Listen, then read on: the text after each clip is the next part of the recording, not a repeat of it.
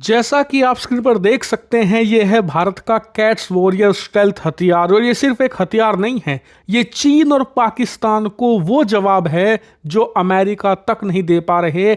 चीन पिछले एक महीने से एक के बाद एक 6th जनरेशन के स्टेल्थ हथियार दिखाकर भारत पर और दुनिया पर दबदबा कायम करने की कोशिश कर रहा था, लेकिन भारत ने कल देर रात HAL के जरिए इस दबदबे को कुछ कम किया है। दरअसल HAL ने कल देर शाम ये फोटो रिलीज करी, जिसमें उन्होंने बताया कि हमने HAL के Cats Warrior unmanned combat aerial vehicle, जिसे कि एक लोयल विंगमैन भी कहते हैं, इसका एक ग्राउंड रन टेस्ट किया है, यानी कि जमीन पर चलाकर पहली बार इसे दुनिया को दिखाया है। सबसे खास बात आप ये याद रखिएगा कि चीन ने जितने भी अपने हथियार पिछले एक महीने में दिखाए हैं, सब दूर से दिखाए हैं, किसी की भी एक भी क्लियर पिक्चर तक अवेलेबल नहीं है। भारत ने खुली किताब की तरह दुनिया के सामने शोकेस की है अपनी एबिलिटी, अपनी कैपेबिलिटी। जिन लोगों को नहीं पता कैट्स वॉरियर क्या चीज है, तो उन्हें अंदाजे के लिए मैं इसकी कुछ खासियत और स्पेसिफिकेशन बता देता हूं, जिससे कि उनको अंदाजा हो जाएगा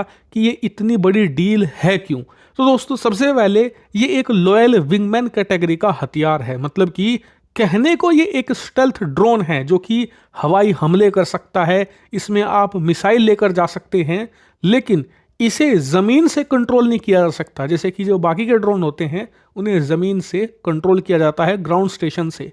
लॉयल विंगमैन को कंट्रोल किया जाता है लड़ाकू विमान से। मतलब कि एक लड़ाकू विमान उड़ रहा होगा आसमान में और उसकी मदद से आप 4 से 5 लॉयल विंगमैन यानी कि इस प्रकार के ड्रोन को कंट्रोल कर सकते हैं। या फिर एक जो अवॉक सिस्टम होता है जो हवा में उड़ता रहता है एक प्लेन की मदद से, उससे भी कंट्रोल कर सकते हैं। वहीं एक और चीज जो इसे ड्रोन से अलग बनाती है वो ये कि जो ड्रोन होते हैं वो हवा से जमीन पर वार करने के लिए बने होते हैं, जबकि ये लड़ाकू विमान को भी मारकर गिरा सकता है। इसकी कैपेबिलिटी बहुत ज्यादा होती है।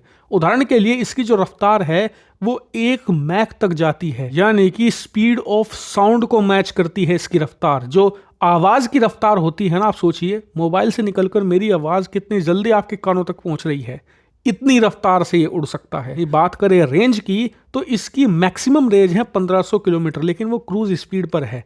जो इसकी कॉम्बैट रेंज है, यानी कि युद्ध के दौरान कितनी देर तक ये उड़ान भर सकता है, तो करीबन 700 किलोमीटर तक ये लगातार उड़ान भर सकता है, जो कि बहुत ही इंसेन रेंज है। आर्मामेंट यानी कि कितने हथियार और मिसाइलें इसमें ले जाए जा सकते हैं, तो टोटल इसमें 4 हार्ड पॉइंट है, 2 इंटरनल 2 एक्सटर्नल।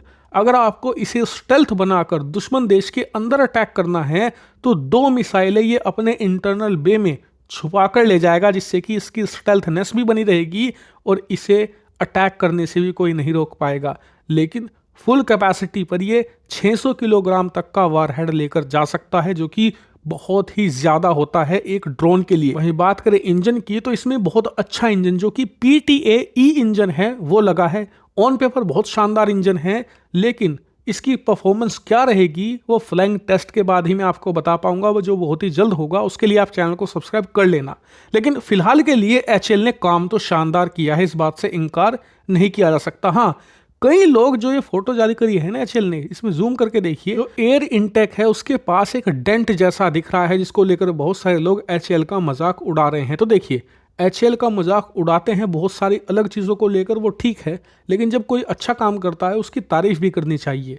जो ये डेंट है ना, एक्चुअल में ये डेंट नहीं है, दरअसल ये इसका एक प्रोटोटाइप है, यानी कि ये पहला कैट्स वॉरियर है और इस पर हम सारी टेस्टिंग करेंगे। और इसी वजह से इस पर हमने एक्सपेंसिव मटेरियल का इस्तेमाल नहीं किया, हमने इस पर मेटल का यूज़ किया है। और जो मेटल होता है वो टेम्परेचर के लिहाज से कभी ऊपर उठता है तो कभी इस प्रकार से डेंट जैसा बनाता है। लेकिन जो भारतीय वायुसेना को कैट्स वॉरियर मिलेगा उसमें हम ये मेटल निकाल देंगे और एक बहुत ही एक्सपेंसिव कंपोजिट मटेरियल का इस्तेमाल करेंगे। वहीं बात करें कि ये क्या वाकई में ही स्टेल्थ होगा, तो देखिए फिलहाल रिपोर्ट्स बताती हैं कि इसका रडार क्रॉस सेक्शन बहुत ही कम होगा। जैसे कि आप देख भी सकते हैं डिजाइन में 90 डिग्री के कोण इसमें ना के बराबर बन रहे हैं, यानी कि RCS बहुत ही कम होगा। यानी कि ये स्टेल्थ तो होगा ही, लेकिन अगर स्टेल्थ भी नहीं हुआ तो सेमी स्टेल्थ तो ये 100% हो जाएगा अपने डिजाइन की वजह से।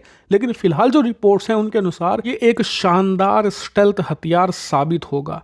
लेकिन मैं इसके डेवलपमेंट और टेस्ट को लेकर आप सभी लोगों को क्रेडिट जरूर दूंगा, क्योंकि यकीन मानिए, चीन ने जब से 6th जनरेशन के हथियार का टेस्ट किया है ना, तब तक भी HAL सो रही थी। लेकिन जब आप लोगों ने सोशल मीडिया पर हल्ला काटना शुरू किया और वायुसेना का खुलकर पक्ष लिया ना, उसके बाद HAL पर भयंकर दबाव बना, सरकार पर भी दबाव बना। और इसीलिए ये जो टेस्टिंग हुई है ना, यकीन मानिए ये इस साल के एंड तक होती, 2025 के। आप लोगों के आउटरीच की वजह से ये आपने जनवरी में करवा डाली है, जबरदस्त दबाव बनाकर। ये दबाव बनाकर रखना है, तभी एमका पर प्रोग्रेस होगी, तभी जो हमारा दूसरा घातक UCAV स्टेल्थ हथियार है उस पर प्रोग्रेस होगी, और इसकी भी फ्लाइंग टेस्टिंग तभी जल्दी हो पाएगी। ये दबाव हमें कम नहीं करना है। हालांकि आपका इस पूरे मामले पर और कैट्स वॉरियर पर क्या ओपिनियन है, कमेंट करके जरूर बताइएगा।